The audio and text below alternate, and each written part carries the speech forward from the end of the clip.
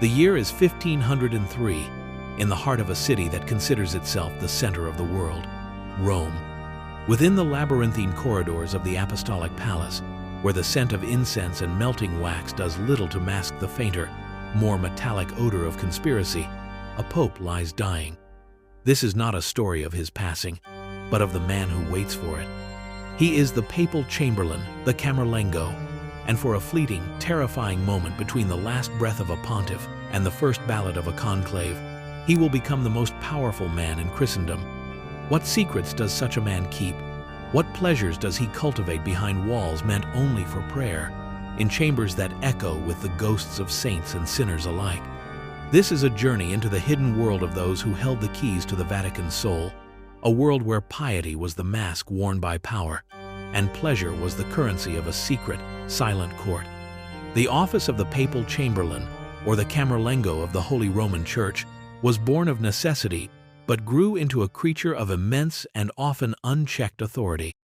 In its purest form, it was a role of supreme trust, the administration of the papal state's finances and properties, a task demanding a mind as sharp as a banker's, and a soul supposedly as clean as a saint's. The Chamberlain was the Pope's right hand in all temporal matters, the chief executive of a sprawling spiritual and terrestrial empire. But his true power, the power that made kings and emperors court his favor, was unleashed in the darkness of an interregnum. When a pope died, the Chamberlain's authority exploded. It was he who would ritually confirm the death, striking the pontiff's forehead with a small silver hammer and calling his baptismal name 3 times into the silent room. With that act, he took possession of the palace, broke the fisherman's ring that symbolized papal authority, and became the acting head of state, the temporary sovereign of Rome, his power absolute until a new pope was chosen. He was the guardian of the void, the master of the interregnum, a king for a fortnight, with the keys to the kingdom in his hand and the secrets of the dead pope locked in his mind. As we unseal these forgotten histories, lend your voice to our chronicle by liking this account, subscribing for future revelations, and sharing in the comments your own reflections or from whence you bear witness to this unfolding drama.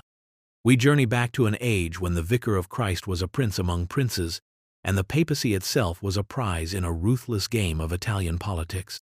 During the 15th and 16th centuries, the lines between the sacred and the secular blurred into non-existence. Popes were warriors, politicians, and patriarchs of powerful families, and the men they appointed as their chamberlains were reflections of this new, worldly church. They were no longer just pious administrators.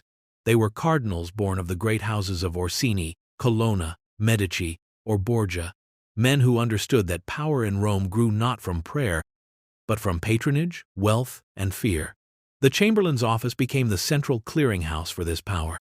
It controlled the apostolic camera, the papal treasury, which was swollen with the revenues from indulgences, tithes from across Europe, and the vast income from the papal states. A cardinal chamberlain did not simply manage this wealth, he wielded it. He oversaw a sprawling bureaucracy of clerks and officials, each position a gift to be bestowed, a favor to be sold. Through the careful distribution of benefices, appointments, and contracts, he could build a network of loyalty that permeated every level of the Roman Curia, ensuring that his faction, his family, and his own ambitions were served above all else. This was not mere corruption, it was the very architecture of power, a system where spiritual authority was leveraged for earthly gain, and the chamberlain sat at its gilded, cynical heart.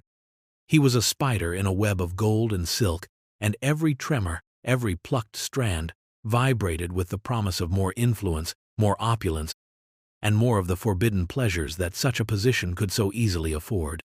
The path to a cardinal's hat was paved not with good works, but with gold ducats, a practice so commonplace it had a name, simony, and the chamberlain often served as the chief auctioneer. This raw, terrestrial power demanded a new aesthetic, a visual language that could articulate its immense scope and sophisticated taste. The papal chamberlains of the Renaissance thus became some of the most significant patrons of the arts in history, transforming their private residences and official apartments into monuments of personal glory. This was not simply a matter of beautification, it was a calculated act of political theater. To enter the chambers of a powerful Camerlengo like Cardinal Raffaele Riario, nephew of Pope Sixtus IV, was to be overwhelmed by a spectacle of wealth and culture designed to intimidate and impress. Floors of intricate cosmatesque marble, walls covered in vibrant frescoes by the greatest masters of the age, and ceilings heavy with carved and gilded wood spoke a language of dominion. These were men who could summon geniuses like Raphael or Michelangelo, not merely to decorate a chapel, a public commission for the glory of God, but to adorn their private spaces for the glory of themselves. What is most revealing, however, is the nature of the art they commissioned. Hidden within these opulent displays, woven into the tapestries or painted into the corners of grand mythological scenes, were symbols of a profoundly secular and at times shockingly pagan worldview. While the public face of the Vatican was one of austere Christian doctrine, the private apartments of its most powerful officials often celebrated the sensuality of the classical world. Nude figures from Ovid's Metamorphoses, scenes of Bacchic revelry, and allegories of love and fortune demonstrated a mindset far removed from the humble fishermen who were Christ's first apostles. This art was a secret dialogue between the patron and his elite circle, a testament to a humanistic education and a worldly sensibility that viewed classical antiquity not as a pagan precursor to Christianity, but as a parallel source of wisdom and beauty, and more importantly, a justification for a life of earthly pleasure and magnificent self-aggrandizement. The Chamberlains' Palace became a museum of this dual identity, a place where a cardinal could perform a solemn mass in the morning and, in the afternoon, gaze upon a painted Jupiter seducing a nymph, seeing not a conflict, but a reflection of his own Jove-like power. The ultimate expression of this power, the most vivid theater for the Chamberlain's secret life, was the banquet. These were not mere dinners, they were meticulously choreographed spectacles of extravagance, designed to cement alliances, bankrupt rivals, and showcase a level of wealth that bordered on the divine. Imagine a great hall in a Roman palazzo, its windows thrown open to a warm evening, the air thick with the scent of roasted peacock, cinnamon, and intrigue. Hundreds of candles flicker, catching the jewels on the cardinal's fingers and the gold thread in the tapestries. The host, the Cardinal Chamberlain, presides not as a humble servant of God, but as a Roman emperor reborn. The chroniclers of the time, men like the papal master of ceremonies Johannes Burchard, recorded these events with a mixture of awe and disgust. They speak of feasts with dozens of courses, each a work of art. Sugar sculptures recreated famous battles or mythological scenes, fish were brought in packed in ice from the distant coasts, and rare wines flowed from silver fountains. We read of dishes designed to shock and delight, pies from which live birds would fly when cut, or roasted boars presented with their tusks gilded and their mouths breathing fire. The entertainment was equally lavish. Poets would recite verses exalting the host, musicians would play on lutes and viols, and troupes of actors would perform comedies by Plautus, their bawdy humor echoing through halls supposedly dedicated to the contemplation of the divine. And then there was the more private entertainment. Burchard famously described a banquet hosted by Cesare Borgia in the presence of his father, Pope Alexander VI, the so-called Ballet of the Chestnuts, where 50 courtesans danced nude amongst the candelabras and coupled with the guests for prizes. While this may be an extreme example, colored by the Borgia's notorious reputation, it points to a culture where the sacred and the profane were not merely neighbors, they were intimate bedfellows. For a Chamberlain, hosting such an event was a declaration. It told every guest, every ambassador, every rival cardinal that his resources were limitless, his connections impeccable, and his nerve absolute. It was power made manifest, served on a golden platter. Behind the dazzling facade of art and the Epicurean theater of the feast lay the engine that powered it all, a shadow economy of immense scale and complexity, masterminded from the offices of the Apostolic Camera. The Cardinal Chamberlain presided over a system that monetized the very essence of spiritual authority. The most notorious mechanism was simony, the outright sale of ecclesiastical offices. A bishopric in a wealthy German city, an abbey in France, a cardinal's hat itself all had a price, negotiated in the quiet antechambers of the Chamberlains' Palace. These were not simple bribes, They were complex financial transactions, often involving powerful banking families like the Fuggers of Augsburg or the Medici and Chigi of Florence and Siena. These bankers acted as middlemen, providing the vast sums of cash required up front, and in return gaining lucrative papal monopolies, such as the rights to mine alum, a crucial substance for the textile industry. The Chamberlain, in essence, was the chief investment officer of the Holy See, leveraging its spiritual assets for liquid capital. This capital was then used not just for the defense of the Papal States or the building of St. Peter's Basilica, but to fund the nepotistic ambitions of the reigning Pope's family, to wage private wars, and to sustain the impossibly lavish lifestyles of the Roman Curia. The sale of indulgences, a practice that would famously ignite Martin Luther's fury, was another key revenue stream, a theological concept transformed into a mass-market financial product. The Chamberlain's officials oversaw the army of preachers who fanned out across Europe, promising the remission of sins for a fee, with the proceeds split between Rome, local rulers, and the bankers who underwrote the campaigns. This was a spiritual industrial complex, and the Chamberlain was its chief executive. His private life of pleasure was not a distraction from his duties. It was the direct result of them, the ultimate dividend paid out by a system that had perfected the art of turning faith into gold. His ledgers, had they ever been made public, would have told a story more shocking than any rumored orgy, a tale of divinity sold by the pound. Where there is immense power and a culture of institutionalized hypocrisy, the desires of the flesh will inevitably find their expression. The vow of celibacy, a cornerstone of the priesthood, became, for many in the high circles of Renaissance Rome, little more than a political and economic convenience. It prevented the fragmentation of church property through inheritance, but it did little to quell the natural urges of the powerful men who ran the institution. The papal chamberlains, living like secular princes, adopted the customs of secular princes, and this included the keeping of companions. The most visible and famous of these were the great courtesans of Rome, women who were far more than mere prostitutes. Figures like Imperia Cognati or Tullia d'Aragona were highly educated, witty, and beautiful women who cultivated salons that attracted artists, poets, ambassadors, and, of course, the highest-ranking prelates of the church. To be the patron of such a woman was a status symbol, another jewel in the crown of a powerful cardinal. A chamberlain might install his favored mistress in a fine house, shower her with gifts, and feature her discreetly at his private gatherings. Her intelligence could be a valuable asset, a source of information and gossip from rival courts, while her companionship offered a respite from the sterile, all-male environment of the Curia. Beyond the courtesans, there were more clandestine arrangements. Many cardinals, including those who served as chamberlain, engaged in what the moralists of the day called nepotism, fathering illegitimate children who were then passed off as nephews or nieces and promoted to high office, ensuring the continuation of a family dynasty within the church itself. And while the historical records are often veiled in euphemism and insinuation, it is undeniable that same-sex relationships also existed within these circles. In a world where women were largely excluded from the corridors of power, intense, intimate bonds between men patrons and their protégés, cardinals and their handsome young secretaries were common.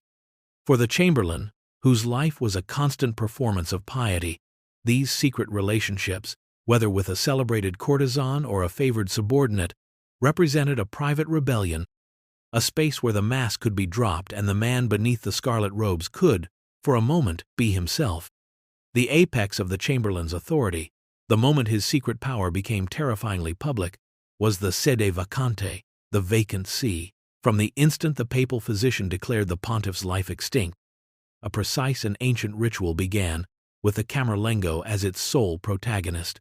He would enter the death chamber, accompanied by a small retinue, and perform the act that officially ended a reign. Ignoring the weeping relatives and anxious cardinals, he would approach the deceased pope's bed. As custom dictated, he would call out the pope's baptismal name 3 times, a final, futile summons to the world of the living. Hearing no reply, he would take a small, specially crafted silver hammer and gently tap the pontiff's forehead. This single, symbolic act was the transfer of power. In that moment, the chamberlain became the master of the Vatican. His first duty was to take the fisherman's ring from the dead pope's finger, the ring used to seal official documents, and order it to be shattered with a hammer. A dramatic gesture ensuring no fraudulent decrees could be issued. He would then order the great bronze doors of the palace sealed and place the papal apartments under his personal lock and key. Simultaneously, his guards, the Swiss Guard, now under his direct command, would secure the gates of the Vatican and the city of Rome itself. For the duration of the interregnum, which could last weeks or even months, the Chamberlain was the absolute ruler of the Papal States. He minted coins bearing his own coat of arms, he met with foreign ambassadors, he commanded the army, and he presided over the preparations for the papal funeral and the subsequent conclave. This period was fraught with danger. The city of Rome often descended into chaos, with rival noble families using the power vacuum to settle old scores. The Chamberlain had to be a ruthless enforcer of order, but the position also offered a unique opportunity for self-enrichment and political maneuvering. He controlled the Vatican's assets, and a clever Chamberlain could ensure that the funds and resources at his disposal were used to influence the upcoming election, paving the way for a candidate from his own faction, or perhaps, if his ambition was great enough, for himself. Let us invent a figure to embody the era, a composite ghost drawn from the lives of a dozen historical cardinals.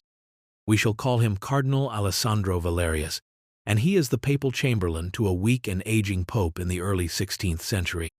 His day begins before dawn in his private chapel, a jewel box of marble and gold leaf. Dressed in simple vestments, he performs the Mass with a gravity and focus that would move the pious to tears. He is the image of devotion, but as the sun rises, the priest recedes and the prince emerges. He moves to his study, a vast room lined with legal texts and classical philosophy.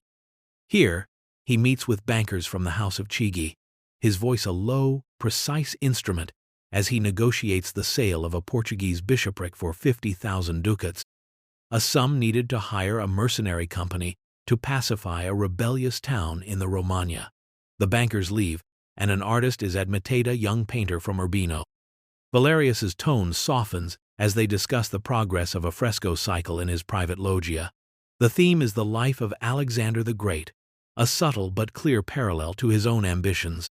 He instructs the artist to ensure that the depiction of Hephaestion, Alexander's companion, bears a striking resemblance to his own young, favored secretary. By midday, he is presiding over a tribunal, mercilessly condemning a lesser official found guilty of embezzlement, a crime not of theft, but of stealing from the wrong pockets. The afternoon is for politics. In the perfumed gardens of his palace, he walks with the French ambassador, speaking of faith and the Turkish threat, while subtly gauging France's support for his preferred candidate in the next conclave. He hints at papal dispensations the French king desires, a tantalizing offer left hanging in the air. As evening falls, the facade of austerity melts away completely. His palace is illuminated for a private feast. There is music, poetry, and wine from the slopes of Vesuvius. At his side is not a fellow prelate, but a celebrated poetess and courtesan, her wit as sharp as her neckline is low. Here, in the warm glow of candlelight, surrounded by beauty, power, and pleasure, Cardinal Valerius is in his element, a master of a world where the sacred was a tool and power was the only true God. The world of the papal chamberlain was a complex machine of influence, and its gears were lubricated by more than just gold and wine. Information was a weapon, and the chamberlain's office was the armory. A successful Camerlengo had to be a master of intrigue, presiding over a network of spies and informers that stretched from the scullery maids in a rival cardinal's kitchen to the confessionals of Rome and the courts of foreign kings. Every secret, every indiscretion, every whispered ambition was a piece of currency to be collected, catalogued, and spent at the opportune moment. Letters were intercepted, their seals expertly broken and flawlessly replaced. Secretaries were bribed, their loyalty bought for a minor benefice or the threat of revealing a hidden vice.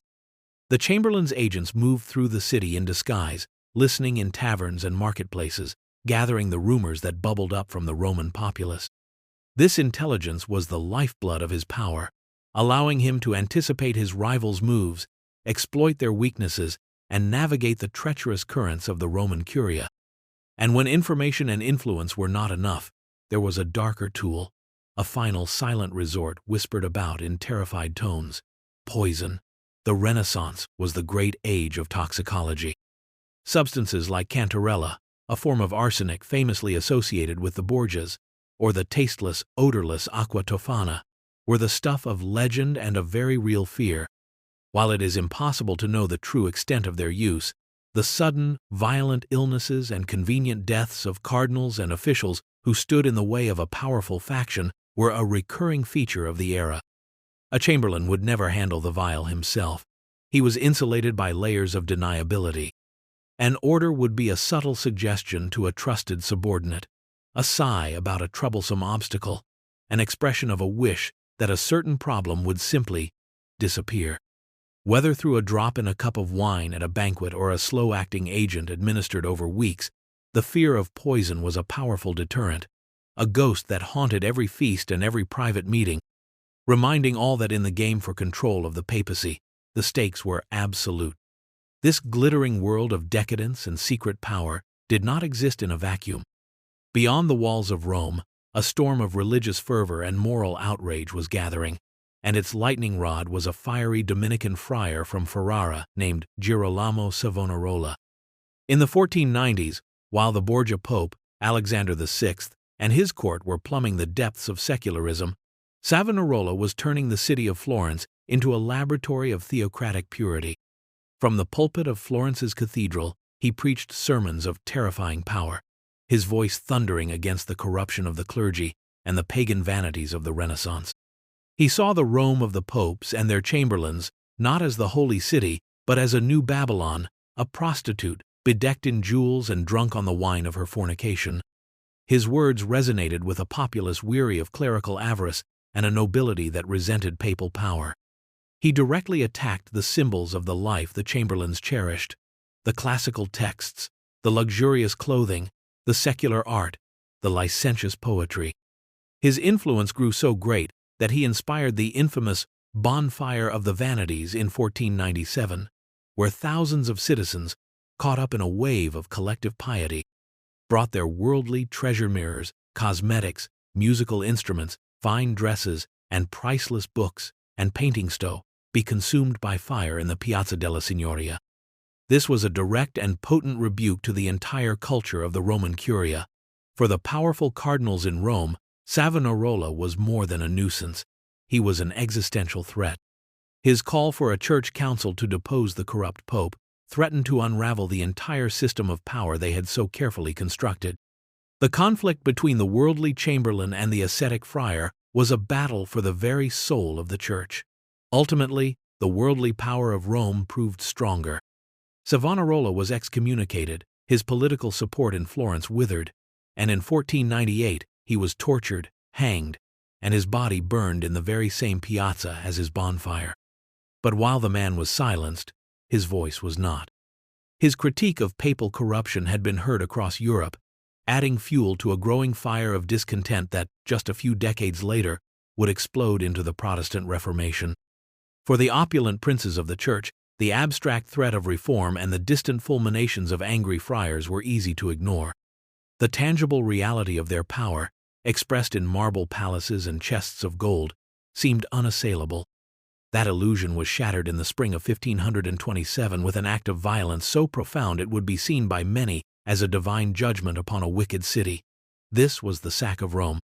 A mutinous, unpaid imperial army, a savage mix of Spanish Catholics and German Lutheran Landsknechte who held a particular hatred for the papacy, marched on the city. The defenses, neglected in favor of commissioning art and hosting banquets, collapsed almost instantly. What followed was a month of unrelenting horror. The city that saw itself as the caput mundi, the head of the world, was subjected to a frenzy of killing, rape, and plunder that shocked the whole of Christendom. The glittering palaces of the cardinals, including the magnificent residence of the Chamberlain, became primary targets. Doors were smashed, priceless art was slashed from its frames or used for firewood, and ancient manuscripts were torn apart.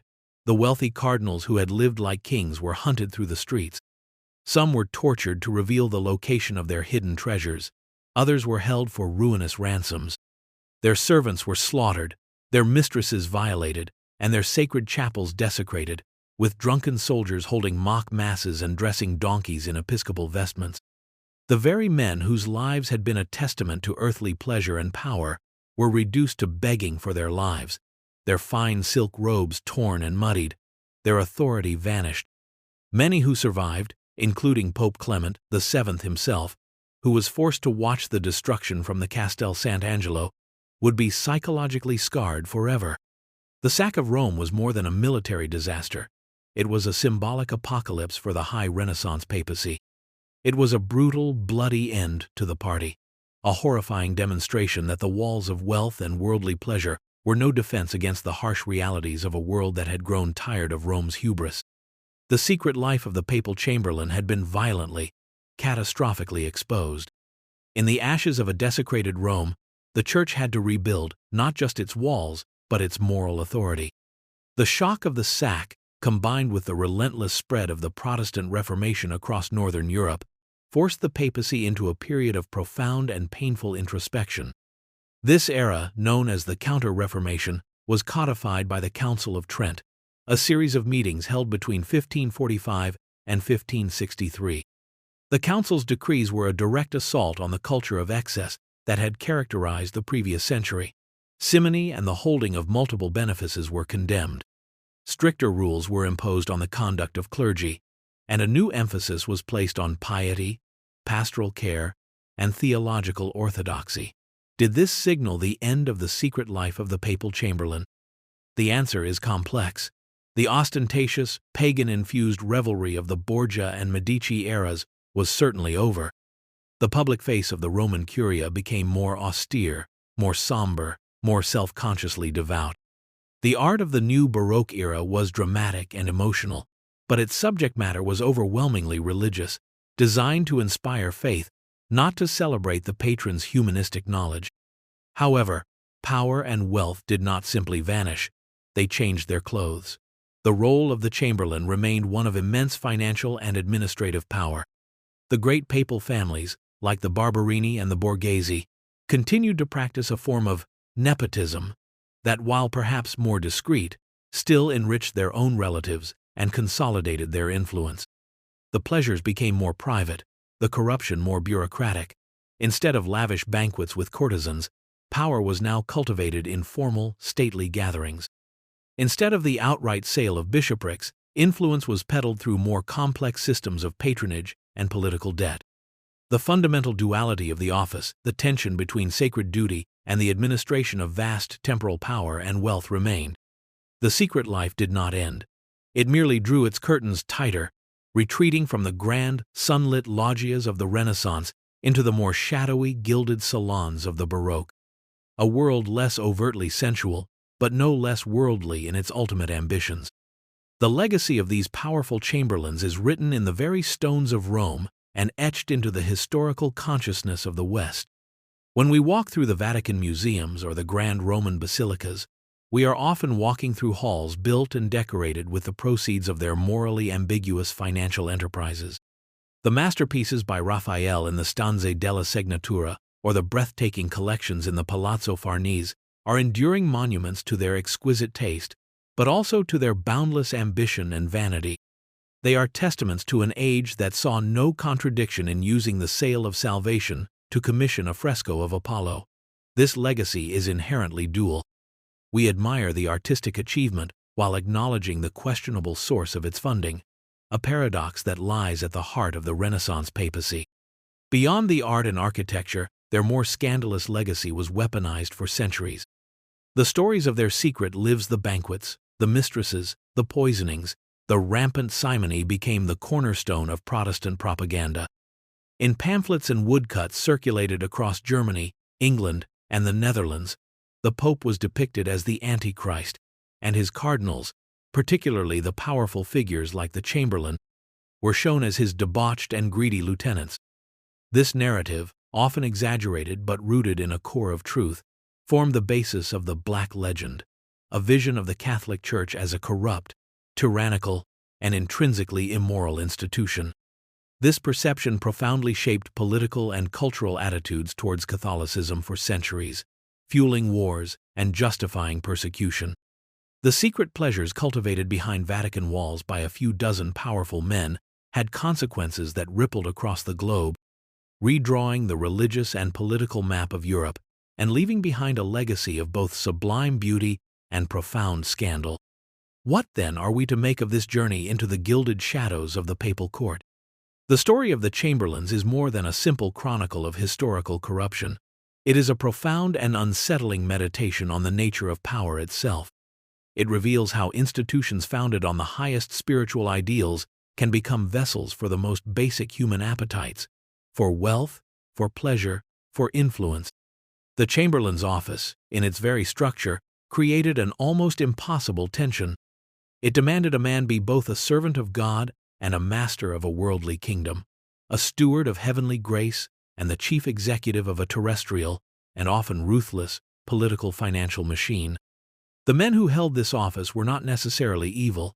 They were perhaps merely human, products of an age that saw no firm boundary between the sacred and the profane, and they were placed in a position of near absolute power, a position that has throughout history proven corrosive to the soul. Their secret life was a response to this inherent contradiction, a way of reconciling the scarlet robes of a prince of the church with the instincts of a prince of the world. Their story serves as a timeless, cautionary tale, forcing us to ask difficult questions. Is such duality inevitable in any institution that wields immense authority? When power is cloaked in the mantle of unquestionable moral virtue, does it not create the deepest, most dangerous shadows, spaces where the forbidden can flourish, unseen and unchecked? The secrets of the papal chamberlains are not confined to the vaults of the Vatican.